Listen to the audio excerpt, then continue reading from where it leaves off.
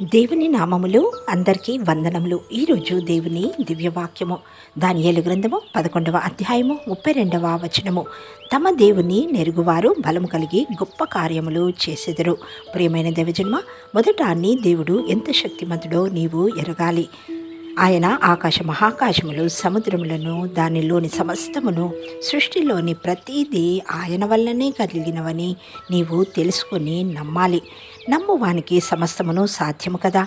ఆనాడు చిన్నవాడైన దావీదు గారు మహాపరాక్రమశాలి అయిన గొలియాతుకు భయపడినాడా?